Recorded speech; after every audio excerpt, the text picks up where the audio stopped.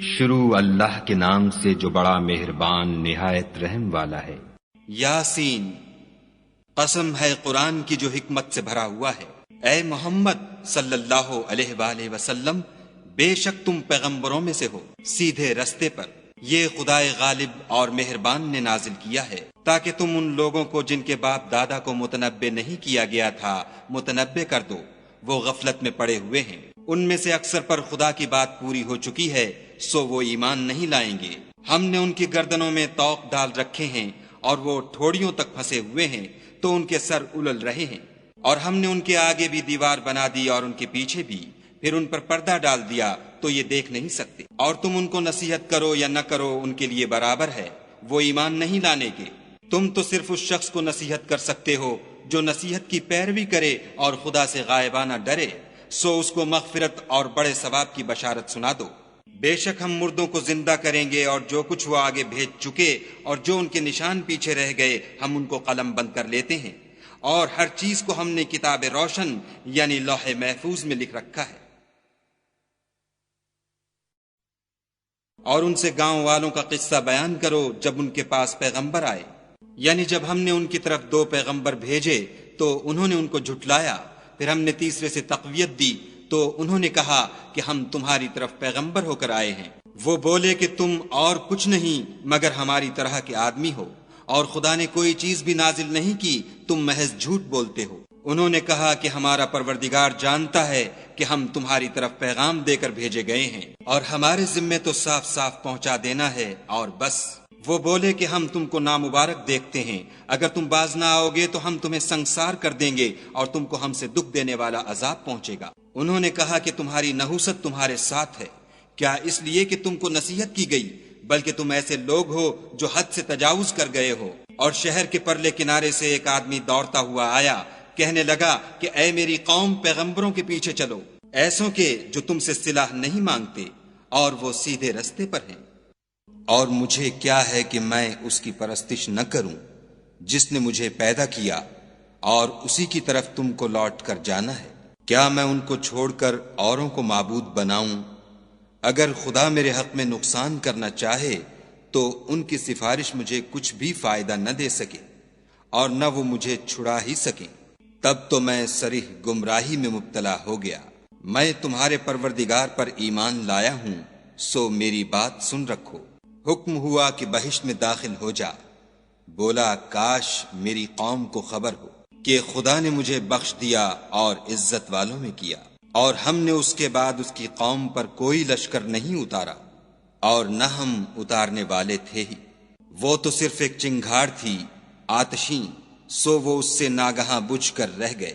بندوں پر افسوس ہے کہ ان کے پاس کوئی پیغمبر نہیں آتا مگر اس سے تمسخر کرتے ہیں۔ کیا انہوں نے نہیں دیکھا کہ ہم نے ان سے پہلے بہت سے لوگوں کو ہلاک کر دیا تھا؟ اب وہ ان کی طرف لوٹ کر نہیں آئیں گے، اور سب کے سب ہمارے روبرو حاضر کیے جائیں گے۔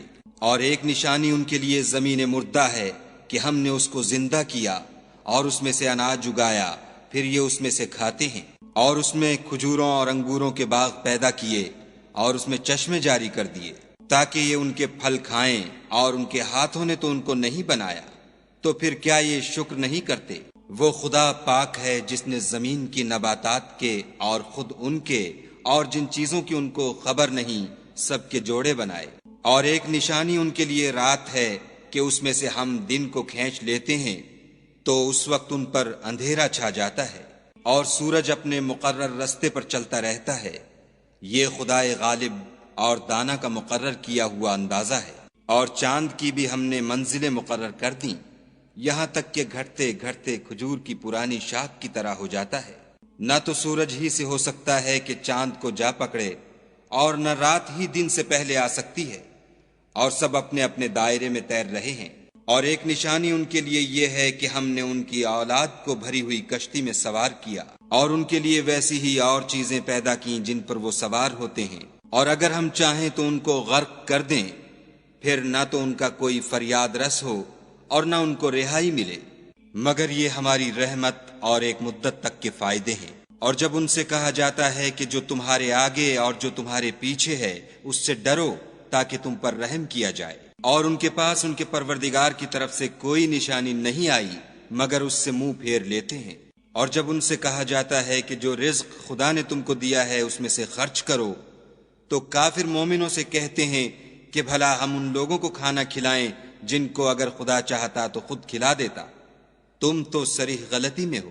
اور کہتے ہیں اگر تم سچ کہتے ہو تو یہ وعدہ کب پورا ہوگا؟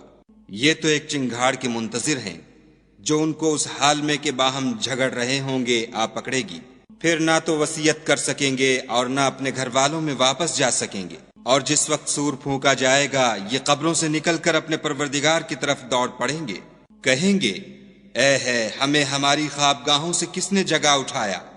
یہ وہی تو ہے جس کا خدا نے وعدہ کیا تھا اور پیغمبروں نے سچ کہا تھا۔ صرف ایک زور کی آواز کا ہونا ہوگا کہ سب کے سب ہمارے روبرو آ حاضر ہوں گے۔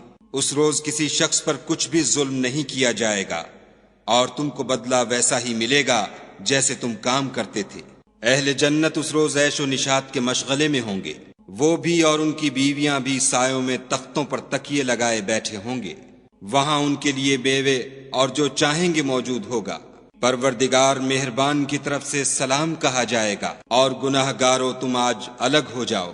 اے آدم کی اولاد، ہم نے تم سے کہہ نہیں دیا تھا کہ شیطان کو نہ پوجنا، وہ تمہارا کھلا دشمن ہے، اور یہ کہ میری ہی عبادت کرنا یہی سیدھا رستہ ہے۔ اور اس نے تم میں سے بہت سی خلقت کو گمراہ کر دیا تھا، تو کیا تم سمجھتے نہیں تھے؟ یہی وہ جہنم ہے جس کی تمہیں خبر دی جاتی تھی۔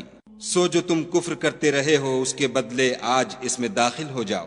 آج ہم ان کے منہوں پر مہر لگا دیں گے، اور جو کچھ یہ کرتے رہے تھے ان کے ہاتھ ہم سے بیان کر دیں گے، اور ان کے پاؤں اس کی گواہی دیں گے۔ اور اگر ہم چاہیں تو ان کی آنکھوں کو مٹا کر اندھا کر دیں، پھر یہ رستے کو دوڑیں تو کہاں دیکھ سکیں گے؟ اور اگر ہم چاہیں تو ان کی جگہ پر ان کی صورتیں بدل دیں، پھر وہاں سے نہ آگے جا سکیں اور نہ پیچھے لوٹ سکیں۔ اور جس کو ہم بڑی عمر دیتے ہیں تو اسے خلقت میں اوندھا کر دیتے ہیں، تو کیا یہ سمجھتے نہیں؟ اور ہم نے ان پیغمبر کو شعر گوئی نہیں سکھائی اور نہ وہ ان کو شایع ہے، یہ تو محض نصیحت اور صاف صاف قرآن پر از حکمت ہے، تاکہ اس شخص کو جو زندہ ہو ہدایت کا رستہ دکھائے اور کافروں پر بات پوری ہو جائے۔ کیا انہوں نے نہیں دیکھا کہ جو چیزیں ہم نے اپنے ہاتھوں سے بنائیں ان میں سے ہم نے ان کے لیے 4 پائے پیدا کر دیے، اور یہ ان کے مالک ہیں، اور ان کو ان کے قابو میں کر دیا، تو کوئی تو ان میں سے ان کی سواری ہے اور کسی کو یہ کھاتے ہیں، اور ان میں ان کے لیے اور فائدے اور پینے کی چیزیں ہیں، تو کیا یہ شکر نہیں کرتے؟ اور انہوں نے خدا کے سوا اور معبود بنا لیے ہیں کہ شاید ان سے ان کو مدد پہنچے، مگر وہ ان کی مدد کی ہرگز طاقت نہیں رکھتے، اور وہ ان کی فوج ہو کر حاضر کیے جائیں گے۔ تو ان کی باتیں تمہیں غمناک نہ کر دیں، یہ جو کچھ چھپاتے اور جو کچھ ظاہر کرتے ہیں ہمیں سب معلوم ہے۔ کیا انسان نے نہیں دیکھا کہ ہم نے اس کو نطفے سے پیدا کیا، پھر وہ تڑاک پڑاک جھگڑنے لگا اور ہمارے بارے میں مثالیں بیان کرنے لگا، اور اپنی پیدائش کو بھول گیا، کہنے لگا کہ جب ہڈیاں بوسیدہ ہو جائیں گی تو ان کو کون زندہ کرے گا؟ کہہ دو کہ ان کو وہ زندہ کرے گا جس نے ان کو پہلی بار پیدا کیا تھا، اور وہ سب قسم کا پیدا کرنا جانتا ہے، وہی جس نے تمہارے لیے سبز درخت سے آگ پیدا کی، پھر تم اس کی ٹہنیوں کو رگڑ کر ان سے آگ نکالتے ہو۔ بھلا جس نے آسمانوں اور زمین کو پیدا کیا، کیا وہ اس بات پر قادر نہیں کہ ان کو پھر ویسے ہی پیدا کر دے؟ کیوں نہیں؟ اور وہ تو بڑا پیدا کرنے والا اور علم والا ہے۔ اس کی شان یہ ہے کہ جب وہ کسی چیز کا ارادہ کرتا ہے تو اس سے فرما دیتا ہے کہ ہو جا، تو وہ ہو جاتی ہے۔ وہ ذات پاک ہے جس کے ہاتھ میں ہر چیز کی بات چاہت ہے، اور اسی کی طرف تم کو لوٹ کر جانا ہے۔